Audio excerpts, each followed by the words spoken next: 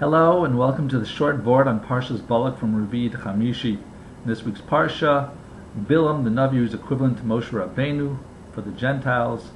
He is hired by Balak, the king of Midian, to curse the Jews. He does not end up cursing the Jews. Instead, he blesses us.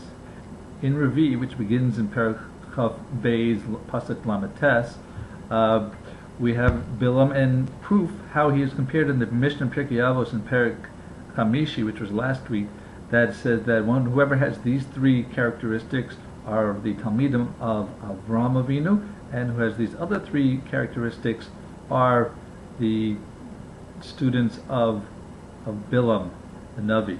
Those three characteristics are, for the Bilam, is someone who is ayin ra, bad eye, ruach gavoa, an arrogant spirit, or nefesh rachava, a greedy soul.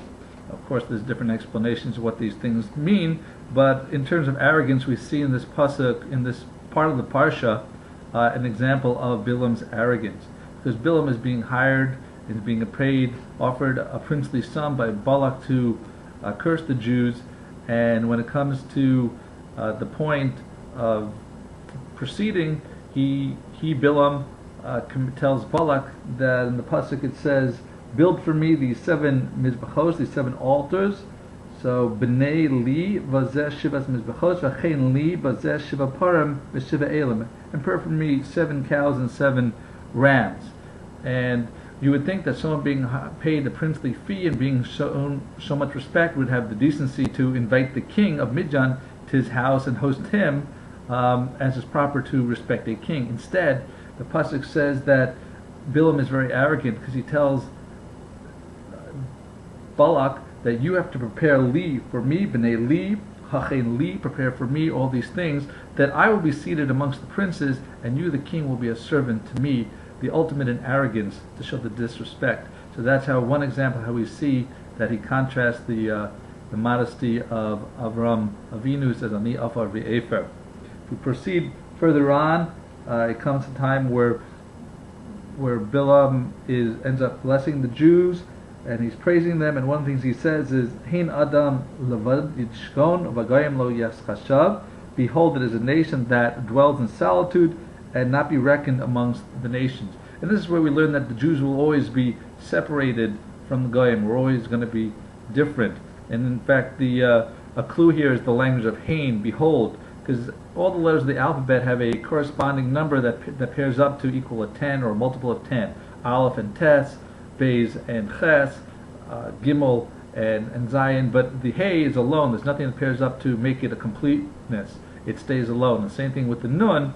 You have the Chaf and the Tzadi and the Pei. You have the Lamed and the Ayin. They add up, but the Nun itself doesn't have anyone to compare and complement it.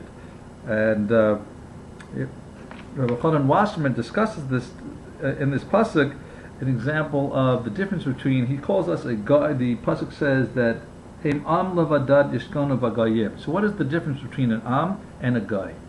So an am is someone who does not have a geography that they live, a land that's united together, but they have similar languages, similar clothing styles, similar religion, and that's what makes them a people. Even though they're not in the same land, they're still united that way. But a guy is someone whose connection is, they may be different in how they dress and their styles, but they live in the same land. They're the same people. Americans, we have from all different cultures here, but the Jews were united throughout the globe.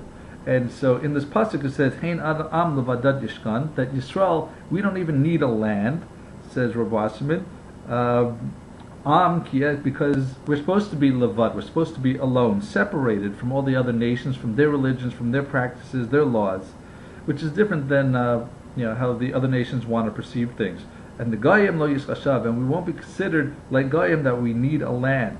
So if we don't need a land to unite us, then what is the purpose of our going to Eretz Yisrael?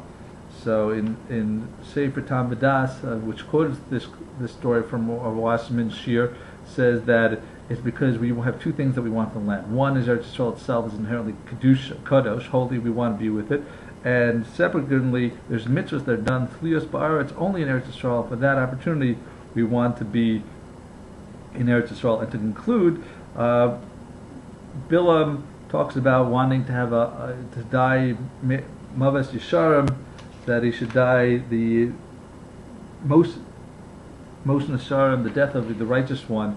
So he wants the easy way out. He wants to live a life of improperness, but die with the reward that the Tzadikim who killed themselves during their life did not take advantage of this world. He wants to have the good of this world and the easy death for his neshama.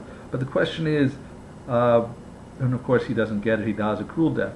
The question is, why does it say Yeshorim and not Tzadikim? So an answer that I saw was that at the time of the Beis Hamikdash, there were people who acted like tzaddikim externally. They showed that they were the right things. They acted like they were righteous and pure, but in reality they did not act properly to each other. But meanwhile, the avos, that were the Yeshorim that he's talking to, they acted not just as tzaddikim, but they were actually straight and proper the whole way through.